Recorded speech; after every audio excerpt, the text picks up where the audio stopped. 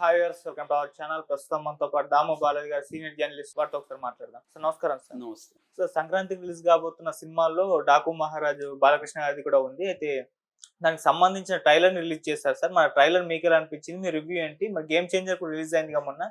అది ఇది కంపేర్ చేస్తే ఏది బాగా అనిపించింది సార్? అంటే కంపేర్ చేయలేము, ఎందుకంటే బాలకృష్ణ సినిమాలు వేరే వాళ్ళతో కంపేర్ చేయలేము. బాలకృష్ణది ఒక యూనిక్ వ్యవహారం ఉంటుంది. సో దాన్ని వేరే వాళ్ళతో కంపేర్ చేసి మనం ఏది బాగుందని చెప్పలేము. ఓకే.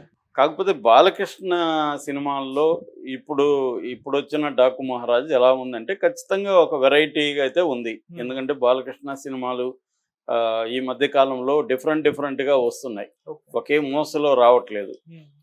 ఆ విషయంలో బాలకృష్ణని మెచ్చుకోవాలి. అంటే అతను ఒక ప్రయోగాలు చేయడం అనే దానికి సిద్ధమయ్యాడు.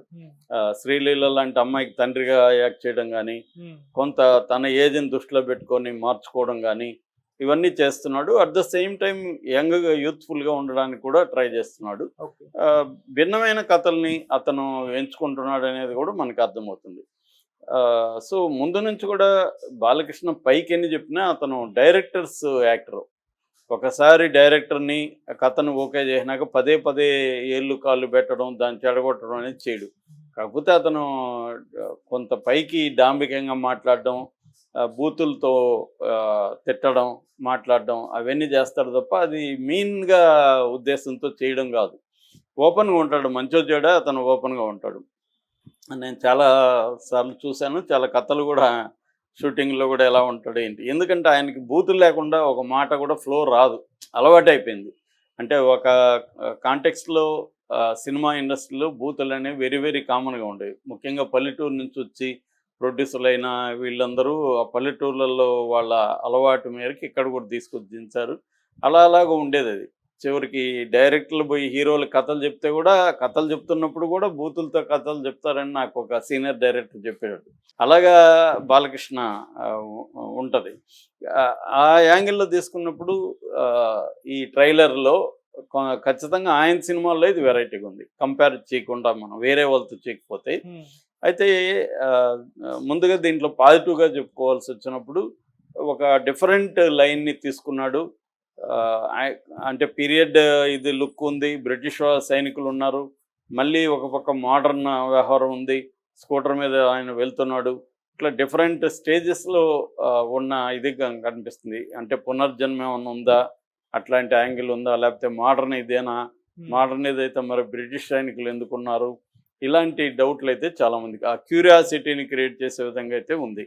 అట్లాగే చెడ్డ వాళ్ళకి అతను డాకు, మంచి వాళ్ళకి మహారాజు అన్న ఒక డైలాగ్ కావచ్చు, కింగ్ ఆఫ్ జంగిల్ అనేది కావచ్చు, ఇలాంటివి ఉన్నాయి. అంటే దీంట్లో ఒక రకంగా నవరసాలు కనిపిస్తున్నాయి. అంటే యాక్షన్ ఉంది, వైలెన్స్ ఉంది, విపరీతమైన వైలెన్స్. ఈ మధ్య సినిమాల్లో వైలెన్స్ లేకపోతే ఆడట్లేదన్న అభిప్రాయం వచ్చేసింది.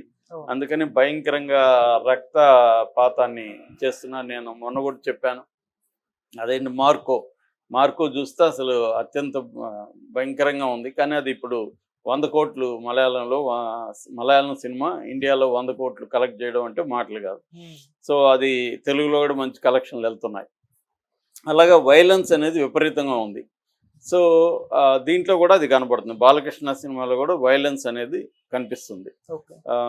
రెండవది ఫ్యామిలీ డ్రామా కూడా ఉంది. శ్రద్ధాదాస్ ఎపిసోడ్ చూస్తే మనకి ఫ్యామిలీ డ్రామా ఉంటుంది. అట్లాగే ప్రగ్వా జైసాల్ ఎపిసోడ్లు చూస్తే రొమాన్స్ అదంతా ఉంది. ఆ పాట ఆల్రెడీ దబ్బిడే విపరీతంగా వైరల్ అవుతుంది ఈ మధ్య నెగిటివ్గా.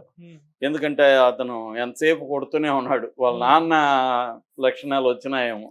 ఎన్టీఆర్ కూడా ఒక ఏజ్ తర్వాత అతను డ్యాన్స్ రాకపోవడం వల్ల నిలబడి ఇట్లా వాళ్ళు వచ్చితే దగ్గరకు వస్తారు హీరోయిన్లు, కొడితే మళ్ళీ దూరం వెళ్తారు. ఇతను అట్లా ఊరికి ఒక 2 ఊపులు ఊపి అట్లని చేతులు ఇట్లా అని నడిపేసేవాడు. ఇతను కూడా మేబీ డ్యాన్స్ రాకపోవడం వల్లనేమో, అంటే ఏజ్ అయ్యడం 64 ఏళ్ళు కదా బాలకృష్ణకి, అతను చిరంజీవి లాగా బాలకృష్ణ బాడీ మెయింటైన్ చేయట్లేదు కాబట్టి డ్యాన్స్ రాకపోవడం వల్ల ఏమో ఇంకా తన పద్ధతిలో కొడుతున్నాడు. అది చాలా అగ్లీగాను, అంటే ఇదిగా ఉంది చూడడానికి.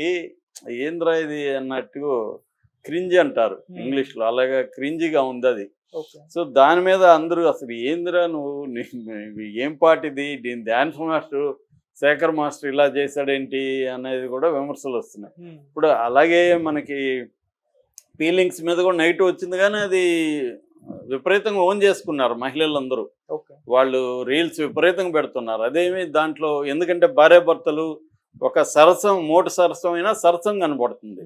అది ఇవాళ జనరేషన్ కనెక్ట్ అవుతుంది. ఎందుకంటే ఇంతకు ముందులాగా మహిళలు అంచుకొని భర్త కోరిక ఎక్స్ప్రెస్ చేసే వరకు వెయిట్ చేసి అలాగే లేరు కదా. వీళ్ళకి కోరిక వస్తే వీళ్ళు కూడా ఎక్స్ప్రెస్ చేస్తారు, వాడిని కూడా మూడు తెప్పించడానికి ట్రై చేస్తారు. అలాంటి ఒక ఆస్పెక్ట్ ఇవాళ జనరేషన్లో మార్పు వచ్చింది కాబట్టి ఆ పాట కనెక్ట్ అయింది ఎక్కువగా. ఇది అట్లా కాదు, ఇది కొంత స్త్రీలకు వ్యతిరేకంగా కూడా ఉంది. అంటే ఏంది ఒక స్త్రీని అలా పట్టుకొని కొట్టడం, అదేంది పాట అంటే డ్యాన్సు సరదా ఇది ఉండాలి, కానీ ఎంతసేపు కొడుతూనే ఉండి దానికి రకరకాల సౌండ్లు ఇచ్చి దాన్ని మీమ్స్ విపరీతంగా వచ్చేసాయి. సో మామూలుగానే ఆ పాట చూడలేము, ఇంకా మీమ్స్లో ఆ సౌండ్లు వేసి అవన్నీ చేసేసరికి ఇంకా ఘోరంగా ఉంది. సో ఓవరాల్గా ఇప్పటి వరకు డాకు మహారాజ్కి పాజిటివ్ వైబ్స్ అయితే లేవని చెప్పాలి. ఈ ట్రైలర్తో కూడా అది కన్ఫ్యూజ్గానే ఉంది.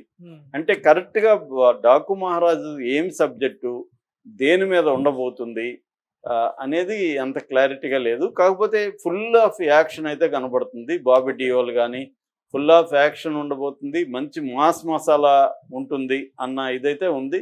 మేకింగ్ స్టైల్ కూడా బాగున్నట్టుగా కనబడుతుంది, ఓల్డ్ ఫీల్ అయితే లేదు, కొంత మోడర్న్ ఇది అదైతే ఉంది. అంటే మాస్కి బాలయ్య అభిమానులకి చూడాలనిపిస్తుంది. కొంత ఫ్యామిలీ ఆడియన్స్ వీళ్ళైతే నాకు తెలిసి ఈ రెండు సినిమాలనే సెలెక్ట్ చేసుకుంటారు, Shankar and Shankar. First Sankranti, Shankar family audience. రెండోది యూత్ కూడా బాలయ్య సినిమా కనెక్ట్ అవుతారని నేను అనుకోవట్లేదు. ఓన్లీ ఆ మాస్ సోకాల్డ్ మాస్ తెలుగుదేశం అభిమానులు, బాలయ్య అభిమానులు వాళ్ళు వెళ్ళొచ్చాము, కానీ జనరల్గా ఉండే అర్బన్ యూత్ వీళ్ళందరూ కూడా శంకర్ సినిమా అండ్ సంక్రాంతి ఎందుకంటే పాటలు విపరీతంగా, ముఖ్యంగా అది గోదావరి గట్టు. నేనైతే కొన్ని వందల రీల్స్ చూశాను, అంత దాన్ని పెడుతూ ఉంటే వస్తూనే ఉన్నాయి సేమ్ రీల్స్, విపరీతంగా వస్తున్నాయి. కాబట్టి ఫ్యామిలీ ఆడియన్స్ అయితే డాకు మహారాజుని పేరులో దగ్గర నుంచి అన్నీ కూడా ఇంకా చూడాలనే ఫీలింగ్ అయితే రాదు. కాబట్టి కొద్దిగా డిఫికల్టే. సంక్రాంతి ఫిలింలో